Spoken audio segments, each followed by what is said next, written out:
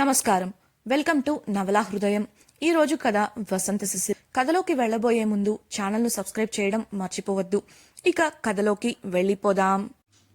తనకు భోజనం పెట్టి తిరిగి వెళ్తున్న వాసును నిర్మల గారిని బ్యాగ్ ప్యాక్ చేసుకునేందుకు సాయంగా రమ్మని అడిగిన శిశిరను ఇప్పుడు వెళ్లాలా అని ప్రశ్నిస్తాడు వాసు.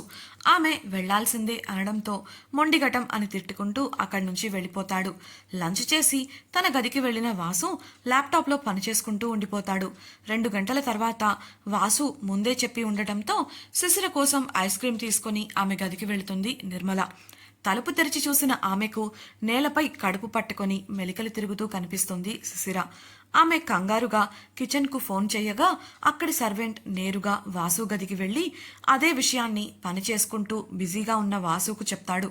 శిశిరకు బాలేదని తెలుసుకున్న వాసు మరుక్షణమే పరుగులాంటి నడకతో ఆమె గదికి చేరుకోగా నిర్మల సాయంతో పైకి లేవడానికి ప్రయత్నిస్తూ కనిపించింది శిశిర.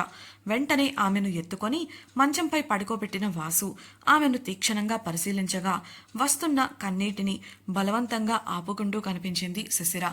ఏమైంది శిశిర అని డాక్టర్కి ఇప్పుడే కాల్ చేస్తాను అని వాసు ఫోన్ తీసుకుంటుంటే వద్దని అతన్ని వారించి ఆపి బలవంతంగా నొప్పిని పంటి బిగువన అణిచిపెట్టుకుంటూ తన బ్యాగ్ అందుకోవడానికి ప్రయత్నించింది శిశిర.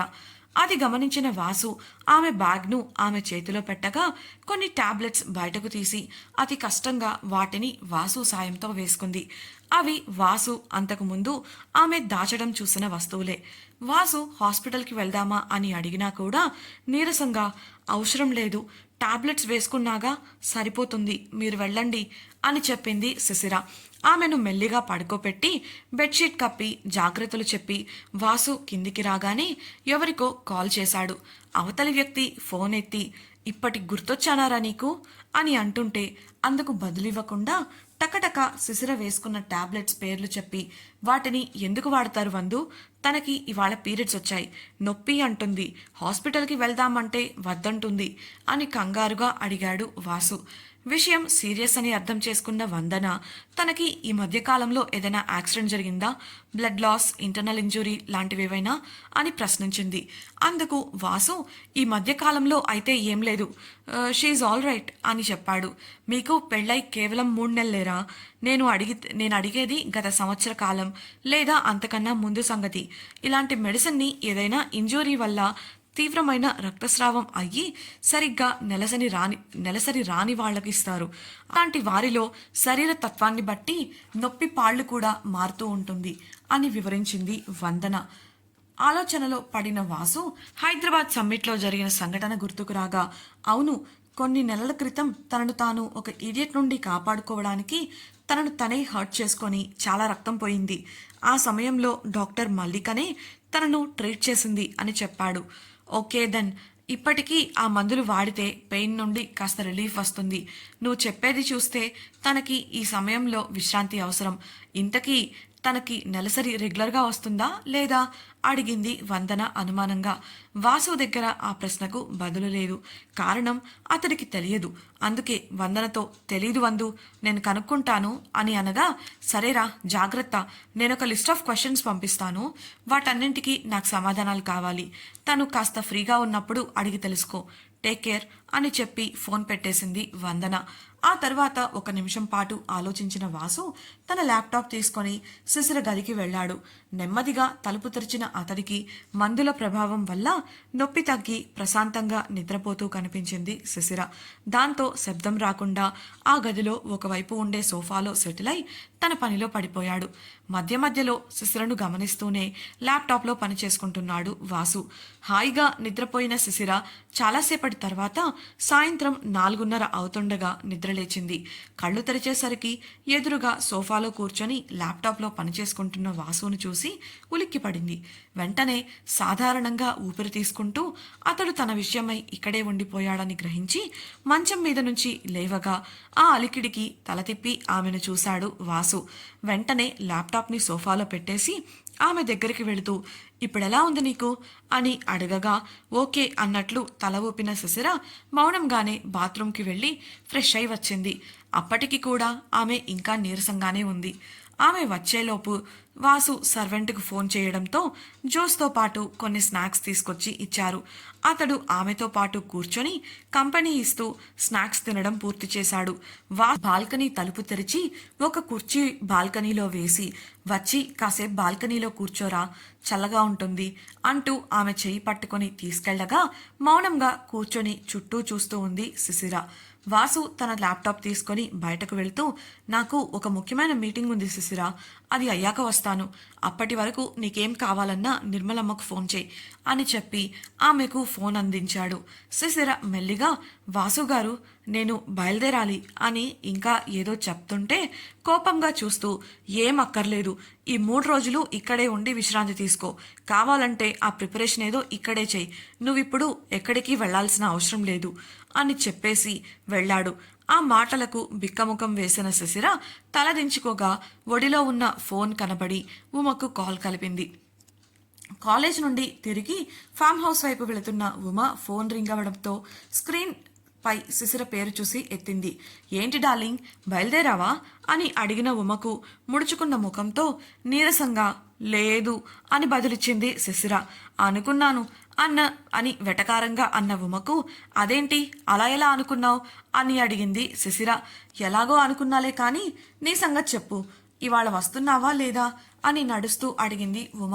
శిశిర నీరసంగా, లేదే, రావట్లేదు, ఐఎమ్ ఆన్ మై పీరియడ్స్, నీకు తెలుసుగా నా పరిస్థితి. అది చూసి వాసు గారు 3 రోజుల వరకు ఇల్లు కదలొద్దని గట్టిగా చెప్పేసి వెళ్ళిపోయారు చెప్పింది శిశిర. ఆ మాత్రం గట్టిగా చెప్పకపోతే తమరు ఆగరుగా మేడం, నీకలానే ఉండాలే అని ఉమ అంటుంటే, పోవే చిరుకోపంగా అంది శిశిర. అందుకు ఉమ నవ్వుతుంటే, పోనీ ఈ 3 రోజులు నువ్వే ఇక్కడికి రావచ్చు కదా, వాసు గారితో నేను మాట్లాడతాను అని శిశిర అనగా, మీ మధ్య నేనెందుకులే తల్లి, అసలే కొత్తగా పెళ్ళైన వాళ్ళు అంది ఉమ అల్లరిగా. ఇంకాపుతావా నన్ను ఆట పట్టించడం అని చిరుకోపంగా అన్న శిశిరతో, అలా కాదు శిశిర, నేను రాలేను, ఇప్పుడే గణేష్ అన్నతో మాట్లాడి వస్తున్నాను, ఎల్లుండి మన యూనివర్సిటీలో ఏవో ఆటల పోటీలున్నాయట, వాటి కోసం బయట కాలేజీల నుండి కూడా చాలామంది వస్తారని విన్నాను, అసలే కేఫ్లో స్టాఫ్ తక్కువ, నువ్వు వస్తే ఇద్దరం వెళ్దాం అనుకున్నాను, నువ్వు రావట్లేదు కాబట్టి నేనొక్కదాన్నైనా వెళ్ళి సాయం చేయాలి కదా అని వివరించింది ఉమ. అవునా, సమయానికి నేనేం చేయలేకపోతున్నానే అన్న శిశిరకు, అదేం పట్టించుకోకు, ఇంతకీ నీకు నొప్పి ఈసారి కూడా బాగా ఎక్కువగా ఉందా అని అడిగింది ఉమ. అవును, డాక్టర్ ఇచ్చిన మందులు వేసుకున్నాను, ఇప్పుడు కాస్త బెటర్, ఈ 3 రోజులు వాడాల్సిందే అని శిశిర బదులివ్వగా నెట్టూర్చి తన గది తలుపు తెరిచింది ఉమ.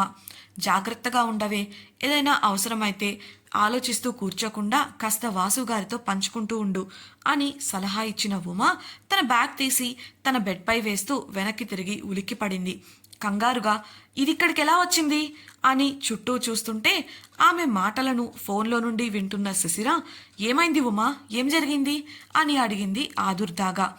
తాను చూసిన విషయాన్ని ఫోన్లో శిశిరకు వివరించిన ఉమ కోపంగా, వీళ్ళ ఆటలు బాగా ఎక్కువయ్యాయి, అసలు ఏమనుకుంటున్నారు వీళ్ళు, ఇప్పుడు మన గది దాకా వచ్చేశారు అని కోపంగా అంటూ, ముందు బయటకు విసిరేస్తాను దీన్ని అని కదులుతుంటే అప్పటి వరకు ఆమె చెప్పింది విని ఆలోచిస్తున్న శిశిర, ఆగవే, ఏం చెయ్యకు, కాస్త శాంతంగా ఉండు, నేను ఆలోచిస్తాను, అప్పటి వరకు ఏం చెయ్యకు అని అనడంతో అసహనంగా ఆ గదిలోనే అటు ఇటు కదిలింది ఉమ.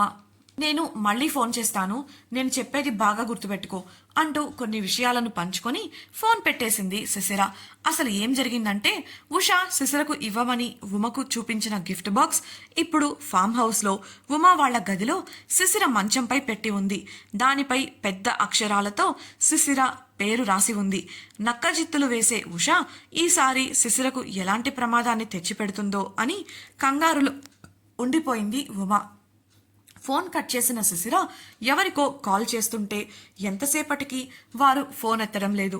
ఎన్నిసార్లు కాల్ చేసినా ఎత్తకపోవడంతో విసుగు చెందిన శిశిర తాను రంగంలోకి దిగక తప్పదు అనుకుంటూ కాస్త ఓపిక తెచ్చుకొని గది బయటకు వెళ్ళింది. అప్పుడే మీటింగ్ పూర్తి చేసుకొని తన గది నుండి బయటకు వచ్చిన వాసు నీరసించిన ముఖంతో కంగారుగా మెట్లు దిగుతున్న ఆమెను చూసి, శిశిర అంటూ ఆమె దగ్గరకు వెళ్ళాడు. ఒక సాధారణమైన బహుమతిని ఇవ్వడమే అయితే ఉష ఇంతలా ప్రయత్నాలు చేయాల్సిన అవసరం లేదు. శిశిర వచ్చే వరకు ఎదురు చూసి కూడా ఇవ్వచ్చు. కానీ ఆమె తొందరపడుతుందంటే దీని వెనుక ఏదో మతలపు ఉందని ఊహించింది శిశిర. అయితే ఇప్పుడు అక్కడ ఉమ మాత్రమే ఉండటంతో ఎక్కడ ఉమ సమస్యల్లో ఇరుక్కుంటుందో అని భయంతో తానున్న ఆరోగ్య పరిస్థితి గురించి కూడా ఆలోచించకుండా కంగారుగా మెట్లు దిగింది. తనకు ఎదురుగా వచ్చి నిలబడిన వాసును చూసి, వాసుగారు, అర్జెంటుగా ఫామ్ హౌస్కి వెళ్ళాలి, కార్ తీయండి ప్లీజ్ అని కంగారు పడుతూ అడుగుతుంటే ఆమె భుజాలు పట్టుకొని ఏమైంది అని ప్రశ్నించాడు అతడు. నేను ఉమ దగ్గరికి వెళ్ళాలి, అక్కడ ఏదీ సరిగా జరగడం లేదు, మాకు తెలియకుండా ఇంకేదో జరిగింది, ఉమా ప్రమాదంలో ఉంది అంటూ ఏదేదో మాట్లాడుతోంది శిశిర. ఆమెను శిశిర అంటూ గట్టిగా పిలిచి సోఫా వైపు తీసుకెళ్లి కూర్చోపెట్టి మంచినీళ్లు పట్టించాడు వాసు. ఉమకు ఏమీ కాదు, అసలేం జరిగిందో చెప్పు అని వాసు అనడంతో ఉమ చెప్పినదంతా చెప్పి హాల్ టికెట్ కోసం వెళ్ళినప్పుడు జరిగిన దాని గురించి కూడా వివరించింది శిశిర. వాళ్ళు ఏదో చేస్తున్నారు, ఉమ ప్రమాదంలో ఉందని నాకు అనిపిస్తోంది, నేను వెళ్ళాలి అని సోఫాలోంచి లేవగా శిశిర వెళ్లకుండా పట్టుకున్న వాసు, ఏం కాదు శిశిర, ఇంత చిన్న విషయానికి ఎందుకు కంగారు పడుతున్నావు అని అన్నాడు. ఇది చిన్న విషయంలా నాకు అనిపించడం లేదు వాసుగారు, అందుకే ఆఫీసర్ నందన్కు కాల్ చేశాను, ఆయన ఫోన్ ఎత్తకపోయేసరికి స్టేషన్కి చేశాను. అందరూ యూనివర్సిటీ దగ్గరకు ఏదో కేసు విషయంగా ఫోన్ వస్తే వెళ్లారని చెప్పారు. ఆఫీసర్ నందన్ వేరే కేసు మీద ఎక్కడికో వెళ్లారట, నాకు భయంగా ఉంది అని వివరించింది శిశిర. ఆమె మాటలలోని ఆంతర్యాన్ని గ్రహించిన వాసుకు కూడా అనుమానం రావడంతో బయటకు వెళ్లబోతున్న ఆమెను చెయ్యి పట్టుకొని ఆపి, ఆగు శిశిర, నువ్విప్పుడు వెళ్ళినంత మాత్రాన సమస్య తీరదు, ఇంకా ఎక్కువవుతుంది, నువ్వు కూడా చిక్కుల్లో ఇరుక్కుంటావు, నేను చెప్పేది జాగ్రత్తగా విను, ఈ విషయాన్ని నాకు వదిలేయ్, ఉమకు ఏమీ కాదు, ఈ విషయాన్ని నేను చూసుకుంటాను, నన్ను నమ్ము అని ఆమెకు సర్ది చెప్పి సోఫాలో కూర్చోపెట్టి ఫోన్ కాల్ చేస్తూ అక్కడి నుంచి వెళ్ళిపోయాడు. శిశిర ఫోన్ కట్ చేశాక కంగారు ఇంకా కోపంతో అసహనంగా కాలు కాలిన పిల్లిలా గదిలో తిరుగుతూ ఆలోచిస్తోంది ఉమ. ఉష దగ్గర ఉండాల్సిన బహుమతి శిశిర మంచంపైకి ఎలా వచ్చిందో ఆమెకు అస్సలు అర్థం కావడం లేదు. అలా 20 నిమిషాలు గడిచేసరికి కాలింగ్ బెల్ రావడంతో ఎవరో అనుకుంటూ వెళ్లి తలుపు తెరిచింది. ఆమెకు ఎదురుగా ఉన్న పోలీసులను చూసి కంగుతింది. ఆమె వారిని చెప్పండి అని లోపే ఒక ఆఫీసర్ ఆమెను పక్కకు తోసేసుకుంటూ నేరుగా వాళ్ల గదిలోకి వెళ్లి చుట్టూ ఉన్న వస్తువులను చిందరవందరగా పడేస్తాడు. అతడినే అనుసరిస్తూ లోపలికి వెళ్లిన మిగతా వారు కూడా గదిలో అంతా చూస్తుంటే శిశిర మంచంపై ఉన్న గిఫ్ట్ బాక్స్ వారి కంటపడింది. గదిలోకి మొదటగా వచ్చిన ఆ ఆఫీసర్ బాక్స్ను చూపిస్తూ ఇదేంటి అని గంభీరంగా అడిగాడు ఉమని చూస్తూ. ఉమా, తెలియదు సార్, నేను గదిలోకి వచ్చేసరికి ఇక్కడ ఉంది అని అనడంతో అందరి ముందు కవర్ చించి దాన్ని తెరిచాడు అతడు. ఒక అట్టపెట్టెలో తెల్లటి పొడి నింపిన చిన్న చిన్న పొట్లాలు చాలా కనిపించాయి. దాంతో అనుమానంగా ఉమ వంక చూడగా అది ఏంటో అర్థం చేసుకున్న ఉమ భయంగా చూస్తూ, ఇది ఉదయం నేను కాలేజ్కి వెళ్ళేటప్పుడు లేదు సార్, ఇప్పుడు తిరిగి వచ్చేసరికి మంచంపై పెట్టుంది, ఇది ఇక్కడికి ఎలా వచ్చిందో కూడా మాకు తెలీదు అని చెప్పింది. అందుకు ఆ ఆఫీసర్, ఎలా వచ్చిందో నిన్ను స్టేషన్కి తీసుకెళ్ళాక మేం కనిపెడతాంలే, కానిస్టేబుల్ ఆమెను జీప్ ఎక్కించండి అన్నాడు లేడీ కానిస్టేబుల్ వైపు చూసి. మిగతా ఆఫీసర్లంతా ఒకరి ముఖాలు ఒకరు చూసుకుంటూ ఉండగా పై ఆఫీసర్ చెప్పడంతో అరెస్టు చేయడానికి ఉమ దగ్గరకు వెళ్ళింది లేడీ కానిస్టేబుల్. ఉమ కాస్త ధైర్యం చేసి, ఒక్క నిమిషం, అసలు నన్ను ఏ బేస్ మీద అరెస్ట్ చేస్తారు? బాంబు ఉన్న బాక్స్ సీఎం ఇంట్లో దొరికితే అది సీఎందే అన్నట్లా అని లాజికల్గా ప్రశ్నించింది. అతడు తన స్వరాన్ని పెంచి, అడ్డంగా దొరికిపోయాక కూడా బుకాయిస్తున్నావా అని గద్దించి అడిగాడు.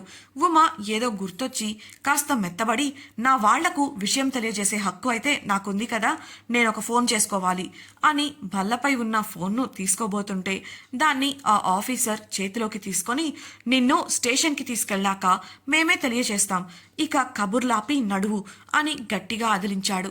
ఉమకు ఏం చెయ్యాలో తోచలేదు. ఇదంతా ఉష వాళ్ల ప్లాన్ అని ఆమెకు అర్థమై అనవసరంగా తమను ఈ కేసులో ఇరికించి తమ జీవితాలను నాశనం చేయాలని చూసిన ఉష వాళ్లపై విపరీతమైన కోపం వచ్చింది.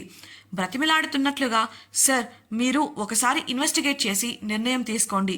మేమంటే పడని వాళ్ళు మమ్మల్ని ఇరికించాలని ఇలాంటి ప్రణాళికలు వేశారు. దానిలో భాగమై మీ గౌరవాన్ని కోల్పోకండి అని చెప్పింది ఉమా.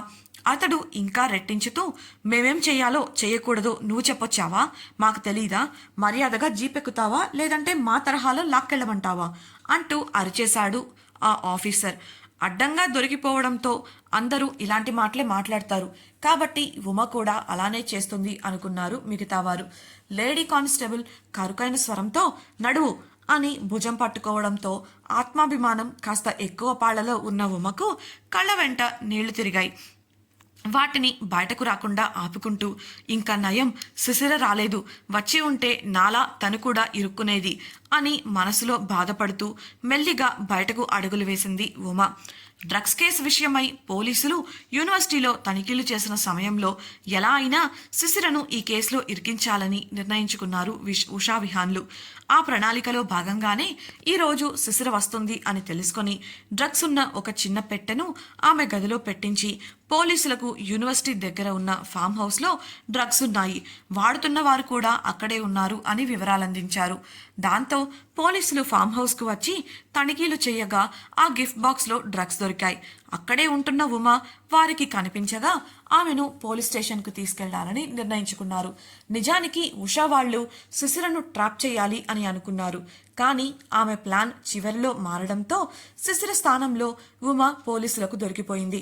కాస్త దూరం నుండి పోలీసులు ఫామ్ హౌస్లోకి వెళ్లడం చూసిన ఉషా మనిషి తనకు కనిపిస్తున్న వివరాలను లైవ్లో ఫోన్లో ఉషకు వీడియో కాల్లో చూపిస్తున్నాడు. బిక్కముఖం వేసుకొని బాధగా పోలీసులతో పాటు గుమ్మం బయట అడుగుపెట్టిన ఉమను మాత్రమే చూసి కంగుతింది ఉష. పిచ్చెక్కిన దానిలా, ఇదేంటి శిశిర ఎక్కడా? ఇవాళ ఈ పాటికి వస్తుందని ఆ మధు వాళ్ళు చెప్పారు కదా అంటూ వెర్రెత్తిపోయి చిందులు తొక్కింది. శిశిరను ఇరికించలేకపోయాను అన్న అసహనం ఆమెది. అంతలోనే ఏదో ఆలోచించి పిచ్చిగా నవ్వుతూ, ఇలా అయినా పర్లేదు, తనకు బదులు తన స్థానంలో స్నేహితురాలు బలైపోయిందని, ఆమె జీవితం తన వల్లే పాడైందని, అది ఇప్పుడు జీవితాంతం కుమిలి కుమిలి చస్తుంది అంది. బల్లపై ఉన్న కోకుటెన్నును గాలిలోకి ఎత్తి, కమాన్ గర్ల్స్, ఆ శిశిరకు అనుకున్న దానికన్నా ఎక్కువ పెయిన్ ఇచ్చాం, లెట్ సెలబ్రేట్ అంటూ అందరికీ చీర్స్ కొట్టగా వారు కూడా ఆమెకు వంతపాడారు. ఎలా అయినా సరే శిశిరను కాకపోయినా ఉమను ఈ కేసులో ఇరికించడం వల్ల శిశిర మెంటల్గా డిస్టర్బ్ అయ్యి ఎగ్జామ్స్కి రాదు అని, ఒకవేళ వచ్చినా సరిగా రాయదు అని ఉష నమ్మకం. ఇంతకీ ఉష అనుకున్నదే నిజం కానుందా? ఉమ డ్రగ్స్ కేసులో ఇరుక్కొని జైలుకు పోబోతుందా? ఆఫీసర్ నందన్ ఏమయ్యాడు? వాసు శిశిరకు ఇచ్చిన మాటను నిలుపుకోగలడా? ఉమా భవిష్యత్తు ఏం కానుంది? నిజంగానే మధు, వీణ ఉష వాళ్లకు సాయం చేశారా? తెలుసుకోవాలనుకుంటున్నారా? అయితే ఛానల్ను సబ్స్క్రైబ్ చేసి రాబోయే ఎపిసోడ్స్ను వినేయండి. మీకు ఈ వీడియో నచ్చినట్లయితే లైక్ చేసి మీ సన్నిహితులతో పంచుకోండి. మీ అభిప్రాయాలను మాతో పంచుకోవడం కోసం కామెంట్ సెక్షన్లో తెలియజేయగలరు. ఇట్లు మీ నవలా హృదయం team. Thank you for listening.